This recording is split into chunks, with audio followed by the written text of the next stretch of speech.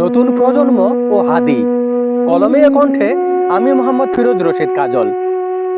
হাদিকে হত্যা করে ওরা ভেবেছে ভয় ঢুকাবে আমাদের রক্তে, চুপ করাবে প্রশ্ন, কবর দিবে স্বপ্ন। কিন্তু ওরা জানে না হাদি কোনো একক মানুষ ছিল না। হাদি ছিল চেতনা, হাদি ছিল আগুন, হাদি ছিল আর না বলা একটি সাহসী উচ্চারণ। ওরা বন্দুক তুলেছে, আমরা তুলেছি ইতিহাস। ওরা শরীর মেরেছে, আমরা নামিয়ে এনেছি হাজার হাদি, প্রতিটি প্রতিবাদী বুকের ভেতর। ভয় দেখাতে চেয়েছিল নতুন প্রজন্মকে, কিন্তু নতুন প্রজন্ম ভয় শিখে না। নতুন প্রজন্ম শিখে কিভাবে ভয় ভাঙতে হয়।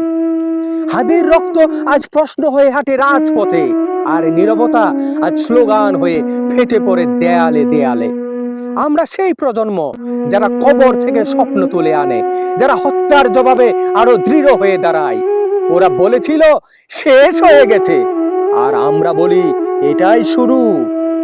হাদির অধরা স্বপ্ন আজ আমাদের দায়িত্ব, তার অসম্পূর্ণ লড়াই আজ আমাদের শপথ। হাদি যত হাদি মরবে তত হাদি জন্ম নেবে, যত ভয় দেখাবে তত বিদ্রোহ বাড়বে। কারণ নতুন প্রজন্ম জানে হাদিকে হত্যা করা যায়, কিন্তু হাদির চেতনাকে কখনো না। কারণ নতুন প্রজন্ম জানে হাদিকে হত্যা করা যায়, কিন্তু হাদির চেতনাকে কখনো না, কখনো না।